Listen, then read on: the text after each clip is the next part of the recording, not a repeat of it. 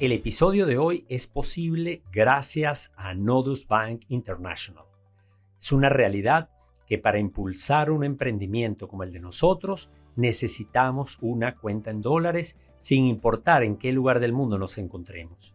Esto ahora es posible gracias a Nodus Bank, el banco en los Estados Unidos que me ayuda a crecer, que no me obliga a viajar para abrir una cuenta, que impulsa el crecimiento y desarrollo de mi negocio. Más que mi banco, es mi socio financiero, es mi banco online, mi banco donde quiera que esté. Para más información visita nodusbank.com y así comienza a disfrutar de sus beneficios cuanto antes. Bienvenidos a carlosjimenez.biz, el podcast para hablar de tendencias, marketing y negocios.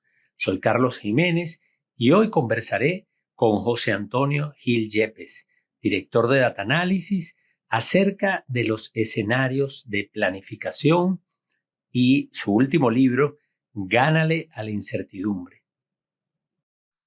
Bueno, bienvenido, José Antonio, a este episodio de mi podcast carlosjimenez.biz.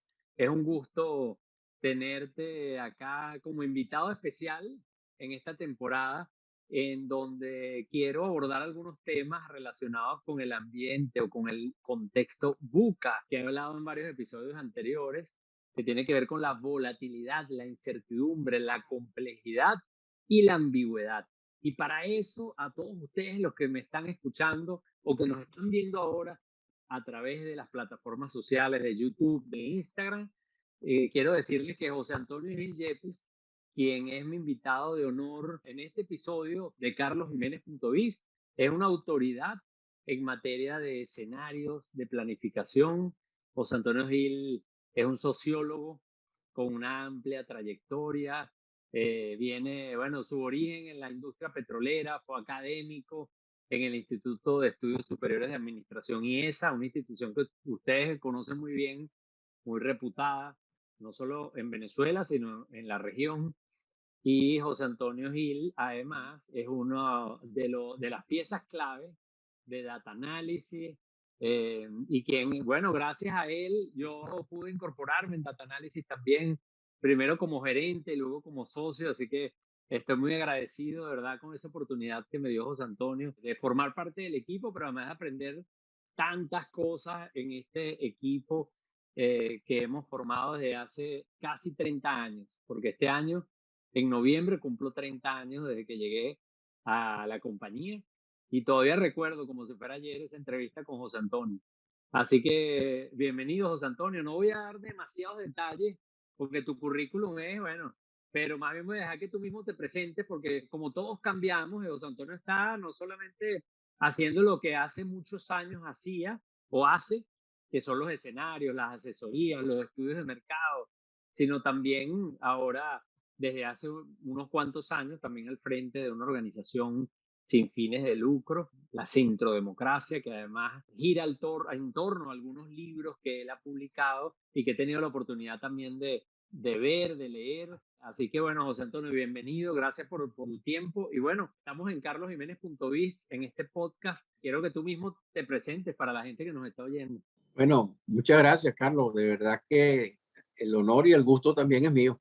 Este es un placer de participar por estas vías en las cuales tú has sido un pionero y has marcado la pauta a través de data análisis y tendencias digitales, en donde fuiste tú quien nos invitaste a los socios de data análisis a formar parte de tendencias digitales.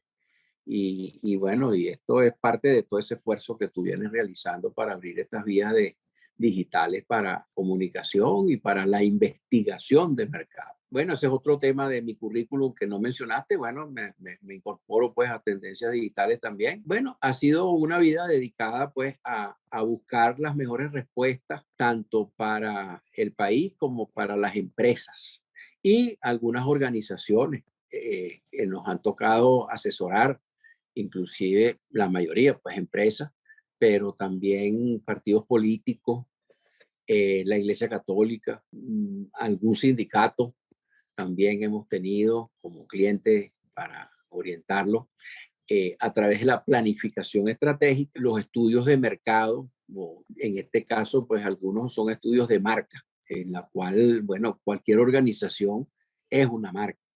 Un fe de cámara es una marca. Una empresa, pues, representa una marca, sus productos. La Iglesia Católica es una marca. Los partidos políticos son marcas, con todos los atributos. Y en eso, pues, hemos tenido una experiencia profesional bastante variada y muy enriquecedora, pero también muy complementaria, muy coherente. Es increíble que tantos campos pues converjan en el estudio de mercado, los estudios de imagen, de opinión pública, la planificación estratégica y los escenarios. Todas estas cosas terminan convergiendo. Sí, bueno, estoy de acuerdo contigo, porque a mí me pasa que he estado como trabajando temas que parecen distintos y luego es increíble cómo se conectan, porque al final vivimos en un mundo muy interconectado y donde todo se relaciona. Y mira, José Antonio, bueno, de verdad que excelente tenerte por acá. Yo te voy a decir un poco la motivación inicial de invitarte al podcast y quiero escuchar tu opinión primero con respecto a algo. Quiero que todos sepan que José Antonio además, aparte de haber publicado varios libros, hay un libro de José Antonio que es emblemático, que se llama El reto de las élites, que es su primer libro, si no mal lo recuerdo, ¿verdad, José Antonio? Ese es tu primer libro. Sí, sí, sí, del año 78. El libro, yo tenía 10 años, Muchacho. eh, así que me lo leí ya grande. Cuando entré en Data Analysis lo leí porque obviamente quería conocer las ideas de José Antonio. Y bueno, las ideas siguen súper vigentes porque estamos en un mundo complejo y es un reto que los primeros que deben asumirlo son los líderes. Hoy hablamos más de los líderes, y de hecho hay muchos estudios que se están haciendo sobre los CEO, cómo los CEO ven las compañías también. Así que José Antonio ha escrito varios libros, pero el último libro que José Antonio publicó se llama Gánale a la incertidumbre. Y es un libro que además el subtítulo, ahí lo tienes, José Antonio, para aquellos que nos están viendo a través de video, lo está mostrando. Es un manual, el subtítulo dice Manual de Planificación Estratégica y Formulación de Escenarios. Exactamente. Es un libro además espectacular, la portada que tiene como un laberinto. ¿Por qué? Porque vivimos en un contexto de alta incertidumbre y la invitación del libro o la propuesta del libro es ganarle a la incertidumbre. No nos dejemos vencer por la incertidumbre. Y este libro es un libro de texto, es un manual súper específico y de hecho es un libro que tiene bastante contenido. ¿Cuántas páginas tiene el libro, José Antonio, aproximadamente? Bueno, tiene 450. Está Imagínense, bueno, organizado en tres áreas, exacto. ¿te acuerdas? La primera Sí, sí, parte claro. son las láminas de un gran taller de planificación estratégica, y como la planificación estratégica a veces hay que formularla dentro de grandes incertidumbres, entonces hay una derivación hacia la formulación de escenarios. Entonces planifico no solamente para un futuro con la misma estrategia, que era lo que se podía hacer antes de los grandes cambios de los precios del petróleo que se introdujeron en el año 73, y luego los grandes cambios que ya no son ciclos petroleros de cada 5, 8 años, 3 años, sino que ahora son los cambios de tecnología que tienen a todas las empresas en jaque, porque no solamente aparecen tecnologías que pueden complementarte, sino aparecen tecnologías que te sustituyen, como le pasó a la Kodak. ¿Okay? Y de repente, mira, se te va un piso. Entonces, eso hace que esa volatilidad, como tú mencionaste, la buca, la volatilidad, la incertidumbre, la complejidad y la ambigüedad. Por eso, y entonces este libro tiene esa primera parte, que son láminas, como que estuvieras en un taller y te lo está presentando alguien. Y las láminas tienen cierta explicación. La segunda parte es ya cada paso de los escenarios, pero explicado el porqué de cada paso de los escenarios. Y la última son 10 anexos con algo que es muy interesante dentro de la contribución que trata de hacer este libro. Está unido en esta lámina. En esta lámina yo propongo una forma de clasificar los escenarios, y esa clasificación depende si yo estoy utilizando el escenario para adaptarme, que tiene una cierta inclinación pasiva, o para transformar el entorno. Y por otro lado, eso se cruza por el nivel de entorno en el que inciden las principales variables. Y esos entornos pueden ser el macro, que tiene la parte internacional y la parte nacional, la cadena sectorial, el entorno de mercado propiamente dicho y el entorno interno de la organización. Esos 4 entornos son como una contribución que hace el libro a la planificación estratégica, porque siempre nos planteamos, vamos a hacer una FODA. Ajá, y entonces la FODA, bueno, la FODA tiene elementos de entorno y elementos internos. Los internos son las fortalezas y las debilidades y el entorno son las oportunidades y las amenazas. Yo planteo que todos son oportunidades y amenazas, porque lo que se supone que uno controla, que serían las fortalezas y debilidades internas, y esas cosas están dadas, esas cosas cambian. Por ejemplo, y el ejemplo que pongo de los escenarios de adaptación en entornos internos es el de las empresas familiares. Las empresas familiares, el futuro de ellas no depende tanto de si el gobierno es bueno, si el gobierno es malo, si te controlan los precios o te liberan los precios, si está sobrevaluado o está subvaluado, si hay un terremoto o no hay un terremoto, no, o si hay una guerra en Ucrania o no hay una guerra en Ucrania, no. La mayoría de los futuros de las empresas familiares se explican por la armonización o desarmonía que pueda existir entre la esfera de la familia con la esfera de la empresa, con los criterios empresariales y los criterios familiares. Entonces, plantearme que esos son variables que están controladas, son oportunidades si las manejo bien y son amenazas si las manejo mal. Esas son las 3 grandes contribuciones de este libro. Fíjate que, bueno, quiero decirles a todos ustedes que nos están escuchando que yo me leí el libro, porque además tengo el honor de haber escrito el prólogo, así que tuve la oportunidad de leerlo de primera mano y lo leí con mucho detenimiento.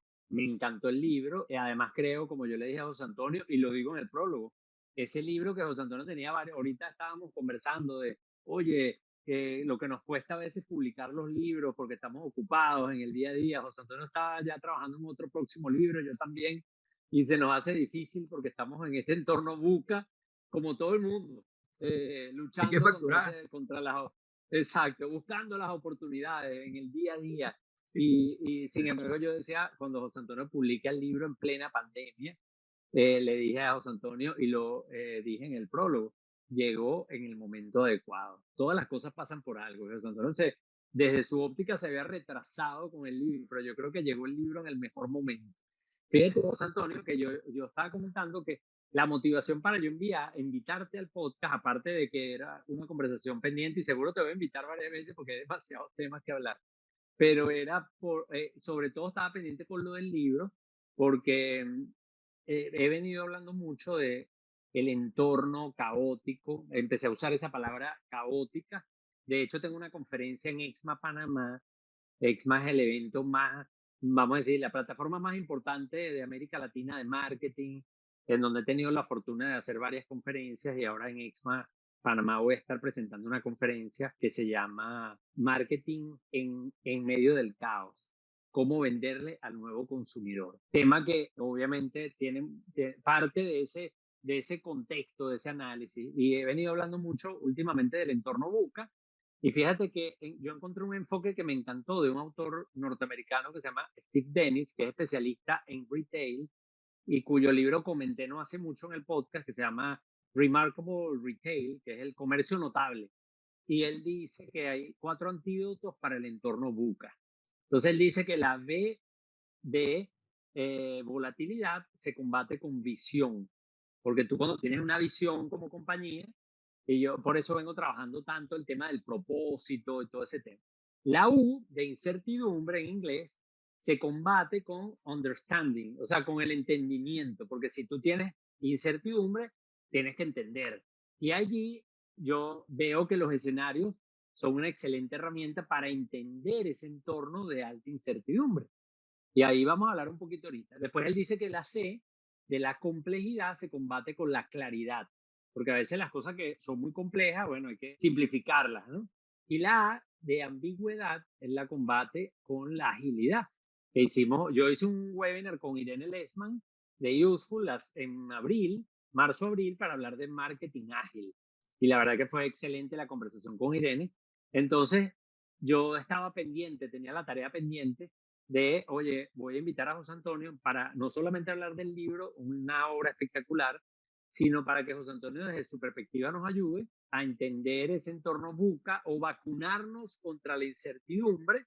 Y por eso tu enfoque del libro es perfecto. El libro, el gánale a la incertidumbre, es el antídoto a la incertidumbre, es planificar por escenarios. Entonces, quiero ahorita, José Antonio, simplemente por curiosidad, y creo que es un valor para todos los que nos escuchan, siendo tú un analista de entorno tan avesado, quiero que sepan que los que nos están escuchando, José Antonio fue gerente de planificación estratégica de PDVSA, de la PDVSA grande, de la PDVSA líder, de la PDVSA de los best practices, que era la empresa petrolera venezolana que iba a la punta, no la punta en Venezuela, sino la punta del mundo.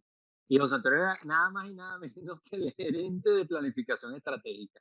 Entonces, siendo una persona con tanta experiencia en la comprensión del entorno, y habiendo sido asesor de tantas compañías, incluyendo la propia PDVSA, luego que ya no está en PDVSA, sino desde Data Analysis, porque cuando yo llego a Data Analysis, José Antonio, una de las cosas que más hacía era dedicarle tiempo a PDVSA y ayudando a PDVSA en el tema del entorno y manejo de crisis, etcétera, y public affairs, todo lo que eran asuntos públicos. Entonces quería, José Antonio, que si puedes comentarme brevemente, digo brevemente porque después prefiero que le dediquemos un poquito más de tiempo al tema de los escenarios como metodología y como vía para resolver o hacer negocio en un contexto de incertidumbre. Pero que me des tu perspectiva del entorno actual, el entorno global, por supuesto, porque hay gente que nos escucha de Venezuela, de los Estados Unidos, o desde los Estados Unidos, desde Panamá, desde Colombia, desde Ecuador, desde varios países, incluso de Europa, porque esa es la maravilla de estas plataformas, pero me encantaría tu perspectiva de cómo tú estás analizando, cómo ves la situación del entorno global para los negocios. Bueno, en términos de escenario, hay un concepto que es muy importante dentro de todo lo que puede ser la incertidumbre. Yo puedo tener incertidumbre sobre cómo pueden evolucionar los precios del petróleo, cómo pueden surgir ciertas tecnologías, pero ya el tema mismo de la tecnología ya apunta a algo más allá o el extremo de la incertidumbre, que es lo que se llama la aparición de un cisne negro. Es una sorpresa. Y de repente en el mundo apareció la sorpresa de una guerra absurda, que es la guerra en Ucrania. O sea, alguien decide porque es grande que va a invadir al otro porque es pequeño, pues. Y entonces, bueno, lo martiriza y lo bombardea y le echa cañonazos bueno, y de cuanto Dios creo, y así todo se llevó su susto y se lo sigue llevando, porque los chiquitos resultaron respondones. Pero bueno, vamos al tema. ¿Qué es lo que está en juego en esa guerra? El empaque bonito que trataron de darle a la invasión es que hay elementos culturales, históricos, religiosos, étnicos que justificarían dentro de esa mentalidad o ese enfoque el que se considere que Ucrania es parte de Rusia. Pero, ¿qué es lo que de verdad está en juego?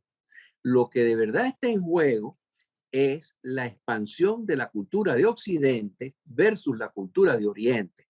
Y la cultura de Occidente es fundamentalmente pluralista, por lo tanto, democrática liberal, no democrática popular, y alternativa en el poder. En cambio, ¿qué es lo que está en juego? El otro lado, de Oriente.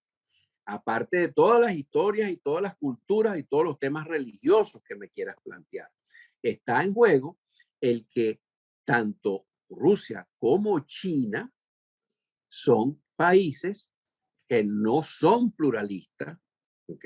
En China eso es abiertamente así por la constitución en donde el país lo maneja el partido único, el Partido Comunista Chino, que tuvo la habilidad de abrirse a la economía, de liberar en buena medida la economía y de acelerar el crecimiento económico. Pero tiene una enorme contradicción adentro porque esa libertad económica no se corresponde con las libertades políticas. Y la pena en China por ejercer ciertas libertades políticas puede ser hasta capital, puede ser muy grave. ¿Okay? Y por el otro lado, Rusia, que no tiene una economía, una reestructuración de la economía tan profunda. El capitalismo ruso no es un capitalismo tan diversificado, tan abierto como el chino, ni tan internacional como el chino, sino que es un capitalismo clientelista. Es un capitalismo que se desarrolló en función de los amigos, de los que tomaron el poder, pero los que tomaron el poder fueron ex Partido Comunista Ruso. Y eso fluyó a través de un enorme sistema de, desafortunadamente, y por lo que estamos viendo, por las cosas que están incautando los países europeos, estamos viendo incautar unos niveles de riqueza que no se explican. Obviamente no digo más. Ok, entonces lo que está en juego en Ucrania no es toda esa historia y todas esas religiones y todas esas culturas y esos temas étnicos, sino qué es lo que tú quieres. Una democracia liberal, plural y alternabilidad en el poder, o una cosa, en Rusia la llaman democracia, pero que no es plural, que no es liberal y que no tiene alternabilidad en el poder, y la mayoría de los países de la ex Unión Soviética, empezando por Bielorrusia, en el extremo occidental y terminando por Kazajistán en el extremo oriental, cerca, ya lindando con China, de todos esos países hay uno que pretendió la alternabilidad en el poder, la democracia plural y el desarrollo capitalista y la inclusión en la Unión Europea. Ucrania. Entonces, usted tiene que pagar los platos rotos. Y cuando Rusia vio que el presidente de Ucrania trató de orientar el desarrollo político de Ucrania hacia la perpetuación del poder y el desarrollo económico hacia ese capitalismo clientelista, ¿okay?, no competitivo, bueno, simplemente los ucranianos lo tumbaron, no sacaron del poder. Pero en los otros países eso no ha ocurrido. Por ejemplo, Lukashenko, que tuvo enormes problemas cuando se hizo reelegir a través de una elección en donde todos esos países sacan el 90 y pico % de los votos, Putin incluido, que cosas que son absurdas, nadie saca el 95% de los votos, ni yo en mi casa. Ni el más popular, ni el más popular. Ni el más popular, ni yo en mi casa saco el 95% de los votos. Entonces, lo que este juego es eso. Ahora, ¿qué pasó y qué va a pasar? Bueno, ahí va a quedar una zona de tensión en donde nos estamos franqueando y nos estamos conociendo. Y las sanciones para Rusia y el rechazo hacia Rusia y la desconfianza de Europa hacia Rusia va a ser enorme y va a durar en el tiempo. Fíjate, José Antonio, partiendo de un contexto global de alta incertidumbre, donde, por ejemplo, el fenómeno o este elemento de la guerra en Ucrania surge como un cisne negro, como tú dijiste, porque, bueno, nadie lo, aunque Putin venía avisando, pero es un proceso como súbito que se da, que no tiene, vamos a decir, justificación racional o lógica. Entonces la pregunta es, ¿cómo los escenarios pueden ayudar a una empresa que está en Panamá, que está en Venezuela, que está en Colombia, que está en los Estados Unidos, que está en Ecuador, que está en España, que es una empresa que está preocupada por factores como, por ejemplo, la guerra en Ucrania, que, ojo, no solo generan incertidumbre, sino que además en algunos sectores impacta directamente vía el aumento de los precios de los combustibles, la escasez de algunos productos agrícolas, y eso sumado a otros elementos del entorno global que están afectando, como la propia pandemia y sus consecuencias, que podemos mencionar algunas de ellas, como la ruptura de las cadenas de suministro, como, bueno, y la escasez que eso puede conllevar en algunos sectores y el impacto en los precios, por ejemplo. ¿Cómo la metodología de los escenarios podría o puede ayudar a una compañía en lo micro? Esa empresa que está en cualquiera de estos países que yo mencioné, ¿cómo podemos ilustrar eso? ¿Cómo una empresa aplicar esto para poder hacer algo concreto con sus estrategias de negocio? Retomamos el caso de la industria petrolera, la industria automotriz norteamericana, cuando se disparan los precios en el 73-74. La industria automotriz norteamericana venía evadiendo el reto que planteaban los automóviles europeos más chiquitos, más eficientes y más confiables, de mejor calidad, y de los automóviles orientales como un Toyota, como un Hyundai, etcétera. ¿Okay? Y ellos seguían con estos carros muy grandes, muy pesados, que consumen mucha gasolina y que no tenían la misma calidad, no tenían la misma confiabilidad y la misma duración. Hay que verle la cara a un motor de un Toyota que están diseñados para 300.000 kilómetros. Bueno, tú dices que va a vender un carro norteamericano en 300.000 kilómetros y te mandan un par de muletas y una silla de ruedas. Entonces, bueno, tal vez hoy en día no, pero porque habrán entendido algo. Ahora, ¿cuál era el reto de la industria norteamericana? Transformarse, adaptarse a carros más pequeños, con mejor calidad y con una mayor durabilidad y eficiencia en el consumo de combustible. Lo hicieron, no a la medida de los europeos y los orientales. Entonces, ¿qué carros vemos nosotros en los Estados Unidos? Bueno, se ven los carros norteamericanos, pero la presencia de carros orientales y europeos es enorme. Es más, los carros, digamos, como símbolos de ciertos estatus, etcétera, en los Estados Unidos, que originalmente era el Cadillac, por ejemplo, o un Oldsmobile, resultó, o un Ford de lujo, o un Chrysler de esos, aquellos grandotes, Chrysler Imperial. Bueno, entonces resulta que son ciertos Toyotas, como el Lexus, o ciertos, inclusive hasta Volkswagen, carros alemanes, como carros de lujo, el Audi, ¿ok? Y el sueco, el Volvo. Bueno, entonces tienes una cantidad de carros estatus allá en Estados Unidos y por otro lado carros sencillos pero muy confiables, muy buenos de Oriente y de Europa. Entonces, ¿qué pasó? Que había una serie de intereses. Vamos a explicarle el escenario que surgió y lo que sucedió, que la industria automotriz norteamericana no se puso al día con esas cosas. Entonces tenía dos escenarios: ¿te pones al día o no te pones al día? ¿Por qué no te pusiste al día? Por una serie de intereses creados. Uno, había, por ejemplo, en la Chrysler, cuando la Chrysler quebró, después de este problema de la gasolina, el costo de la gasolina en el año 73, 74, 75, 76, etcétera, se puso en evidencia que muchos de los suplidores de la Chrysler eran miembros de su junta directiva o eran altos gerentes y eran accionistas de las empresas que le vendían partes y piezas a la Chrysler. Bueno, entonces, ¿tú quieres cambiar el negocio? No. Entonces, los sindicatos. No, hermano, aquí no me venga a introducir robos ni a cambiar las monedas a la manera de producir estos carros, porque yo me niego, porque eso es un esfuerzo más, pues yo no voy a caer en eso.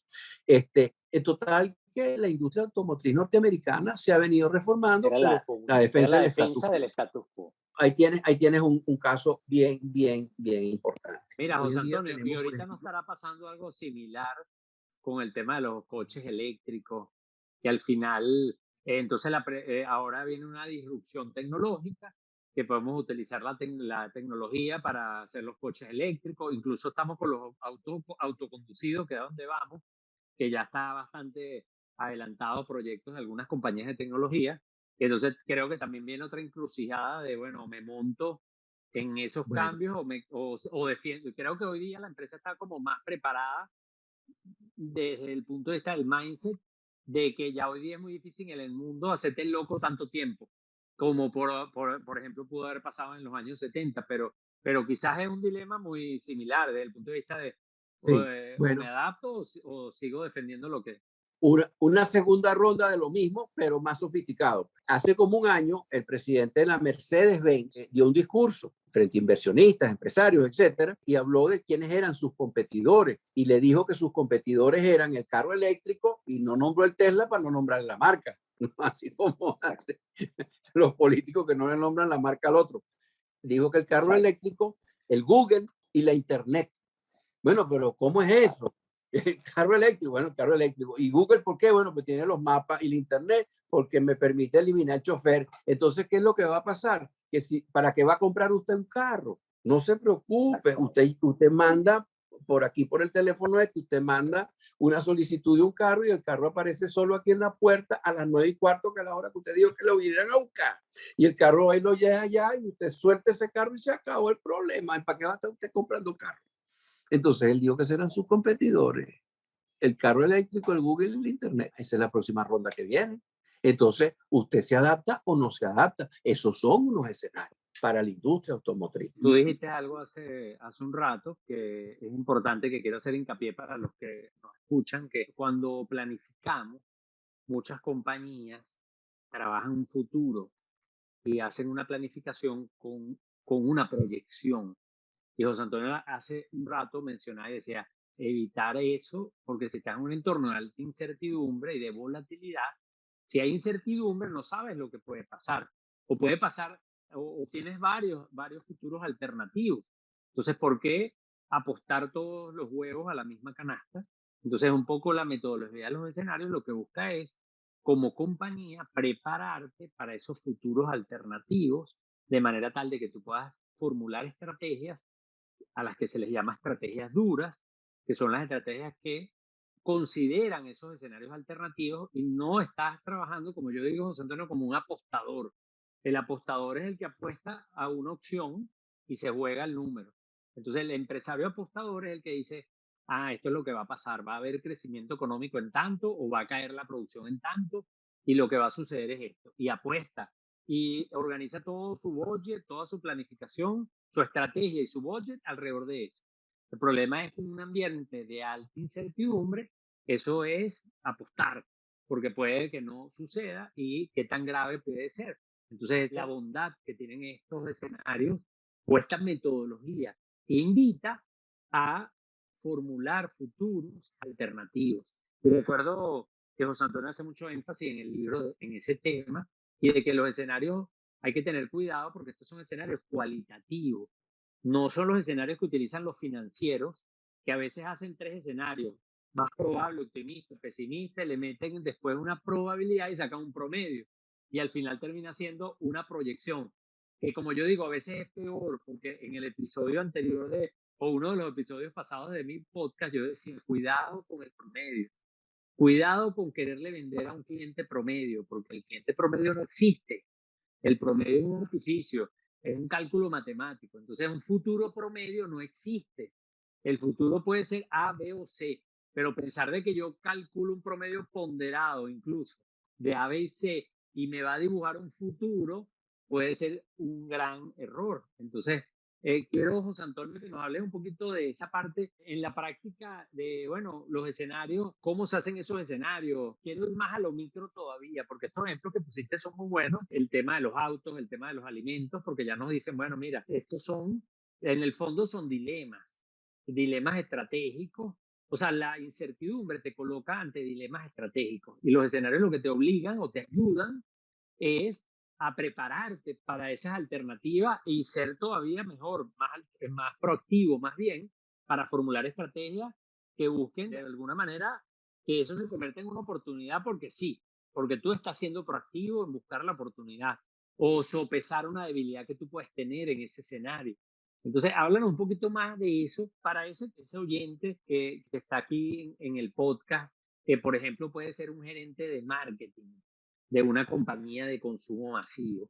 O puede ser un emprendedor que tiene un negocio de poca data, que puede tener 3 años, poca data o poco tiempo, que puede tener unos 2, 3 años y que está más bien ahorita como aprendiendo, entendiendo qué le funciona y qué no. ¿Cómo en esos ejemplos podría ayudar? ¿Cómo podemos aterrizarlo todavía más para este tipo de personas o de profesionales?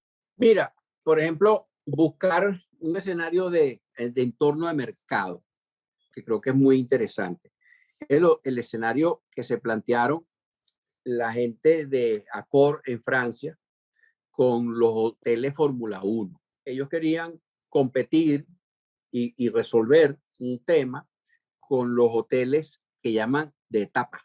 Es decir, yo voy a ir de París a Marsella, pero me voy a parar en Lyon. Pero yo no me quiero meter dentro de la ciudad porque me meto en la ciudad y entonces ya perdí mucho tiempo para dormir, por ejemplo, perdí mucho tiempo. Además, es un problema el parking del automóvil y si lo consigo me sale carísimo. El hotel tiene unos precios relativamente altos porque además tiene un restaurante que pretende ser de cierto nivel y a lo mejor no lo es, pero hay que cobrarlo y el hotel tiene una cantidad de características tradicionales de muebles sofisticados, etcétera, que a mí no me interesan, porque yo lo que quiero es dormir e invertir la menor cantidad de tiempo posible y seguir mi camino.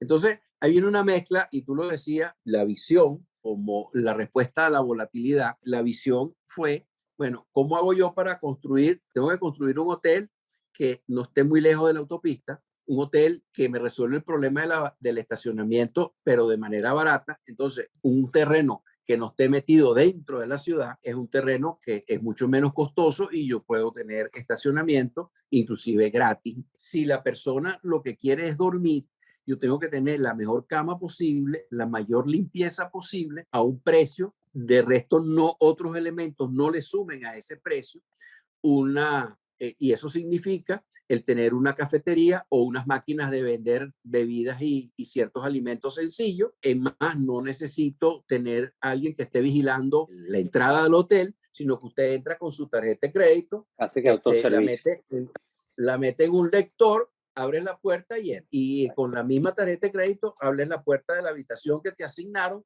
y que te enteraste del número a través del teléfono celular inteligente. Y por último, todos los muebles del hotel son muy sencillos. Entonces, tú tienes una gran cantidad de ahorros por parte del hotel.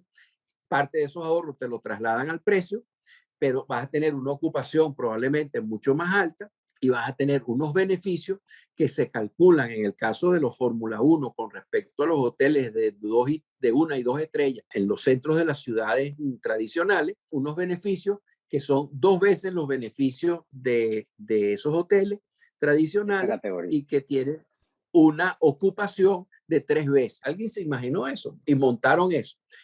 Bueno, ahí tienes una especie de escenario de adaptación a las nuevas condiciones de mercado, pero en una adaptación de una manera muy creativa.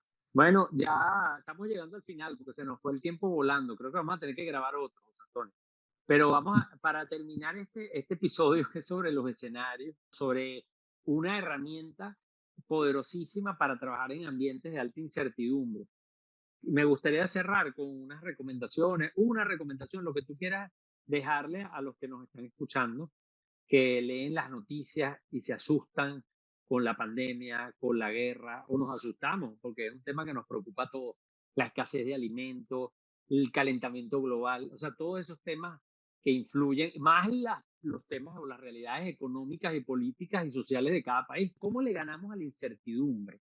Pero ya como empresa, o sea, cualquier empresario o ejecutivo que nos está escuchando, ¿qué recomendación les dejaría para poder ganarle a esa incertidumbre, a este entorno tan complejo que nos está tocando? El analizar las circunstancias con la cabeza más fría posible. Y es impresionante como uno, a fin de cuentas, analizando las cosas con frialdad, puede identificar, obviamente, amenazas, pero puedes también identificar grandes oportunidades. Yo creo que eso es muy importante. Eso pasa por la práctica del autocontrol. Eso tiene que ver con la inteligencia emocional. Tiene que ver con la inteligencia emocional. Y más allá, el autocontrol ya se sabe que pasa por el mindfulness. Es decir, tienes que entrar en un nivel de autocontrol muy importante para poder hacer frente a algunas amenazas significativas. Y eso, bueno, el mindfulness es una técnica que se estudia, se practica y se practica. Y a través de eso vas aprendiendo con alguna orientación conceptual. Y yo creo que eso es un elemento bien importante. Y tercero, hay que tener en cuenta algo que es la cultura de la macroorganización dentro de la cual uno se desenvuelve. En las culturas que parten de relaciones predominantemente autoritarias, y el autoritarismo puede ser el de un país, de unos liderazgos políticos, que es lo más típico que uno se imagina, pero puede ser el autoritarismo de la dirección de una empresa o de la dirección de una iglesia o de la dirección de un partido o de un sindicato o de una familia. La cultura que se desarrolla bajo una relación predominantemente autoritaria es una cultura de dependencia y de búsqueda de soluciones, volteando hacia el poderoso, mirando hacia arriba. Y nosotros tenemos, los que vivimos en países así, tenemos que vacunarnos contra la búsqueda exclusiva de soluciones hacia arriba, en donde podemos llegar hasta perder la misión de nuestra organización, en donde en vez de dedicarme a producir el mejor producto posible con la mayor calidad y la mayor productividad, de repente, como hay control de cambio, me dedico a ver cómo consigo más dólares baratos. ¿Y cómo? O esperar que llegue la política de subsidio. Adulando al poderoso, que me llegue me llegue el crédito blando y si puedo no lo pago. Entonces, mire, ese no es el negocio que usted tenía originalmente, esa no es la misión de ese producto fabuloso que usted quería hacer. Entonces, ¿de dónde viene y dónde podemos buscar? El mundo a la larga va retornando al problema de lo que está en juego con la guerra de Ucrania, que es la democracia, el pluralismo, la horizontalidad, la alternabilidad en el poder versus la perpetuación en el poder y el autoritarismo, retornando y vinculando esto otra vez a ese tema. Entonces, nosotros, aunque vivamos en entornos autoritarios, nosotros tenemos que buscar soluciones al autoritarismo y a los controles de precios, a los controles de cambio y a una serie de distorsiones, regulaciones exageradas. Tenemos que buscar soluciones, no solamente cabildeando y ver cómo haces que el poderoso cambie, sino que tienes que buscar soluciones horizontales, tienes que buscar soluciones en la alianza entre el empresario y sus trabajadores, sus colaboradores. Hay que buscar soluciones en la alianza entre tú y tus competidores. Para eso están las cámaras, para desarrollar funciones de competición. No solamente competir, sino también cooperar. Y eso es simultáneamente en el caso de los negocios. Y así sucesivamente, con la cadena del sector, cómo busco alianzas y contratos de beneficio mutuo con mis proveedores de materia prima o insumos, cómo busco los mismos contratos de beneficio mutuo con los distribuidores que pueda tener, con los generadores de tecnología, con los entes reguladores, que a los entes reguladores, mientras más especializado el sector, hay una máxima de la ciencia política y la sociología que dice, bueno, mientras más especializado el sector, el ente público que lo regula es más dependiente de ese sector, porque el éxito de ese ente público que lo regula es que ese sector prospere, porque si no lo está regulando mal.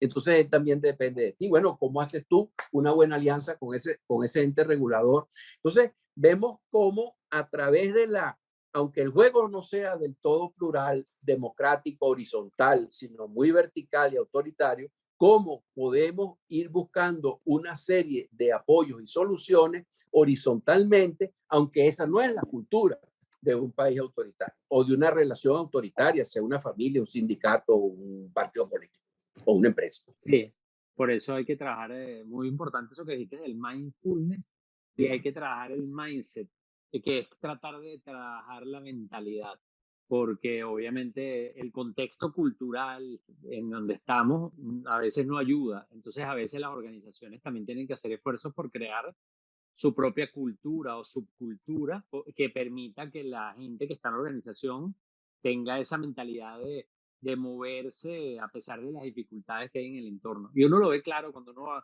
da una conferencia y de repente se le acerca gente en el mismo contexto, la misma conferencia, y hay alguien que se le acerca para decirle, mira lo que estoy haciendo, quiero que me ayude, estoy abriendo una planta nueva, tenemos estos resultados, y hay otro que se acerca para quejarse y para decir, bueno, ya veremos cuándo se puede, vamos a esperar a ver, o reivindicativamente esperar que le resuelvan el problema o alguien venga, como tú dices, de arriba a resolver. Entonces, es el mismo contexto. A veces estamos en la misma sala de conferencia todos juntos y unos se están moviendo, viendo hacia arriba y rogando al cielo, por no decir otra cosa, y otros están tratando de coordinar con los que están alrededor y de hacer alianzas, negociar, identificar oportunidades. Entonces, creo que ese es un buen mensaje para finalizar. Vamos a movernos más horizontalmente, que en lugar de estar echando la vista al cielo.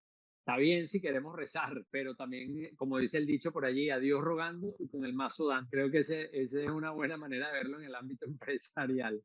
Bueno, José Antonio, oye, muchas gracias. Yo cuando publiquemos este episodio del podcast, vamos a poner allí en la descripción tus datos de contacto para que la gente que te quiere seguir, obviamente te siga, te escuche y por supuesto el enlace para todos los que escucharon este episodio y quieren comprar el libro o los libros de José Antonio, porque hemos hablado de Gana a la incertidumbre, pero hay más libros, así que no sé si quieres decir para finalizar entonces igual tus datos, el sitio web o cualquier dato que quieras dar, el correo, y para que todos los que están escuchando te puedan contactar de manera directa.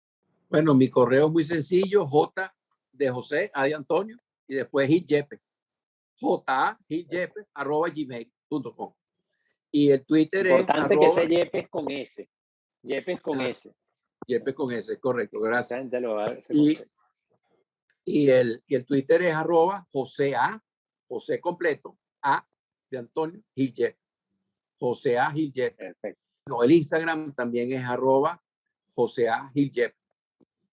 Perfecto. Bueno, ya saben, pueden contactar entonces a José Antonio directamente. Si quieren hacer un taller, un workshop de planificación estratégica basada en escenarios, pueden contactarlo y José Antonio les va a ayudar a prepararse para este entorno de incertidumbre. Muchas gracias a todos por escucharnos y a ti, José Antonio, nuevamente un millón de gracias por este rato que nos diste para hablar de escenario.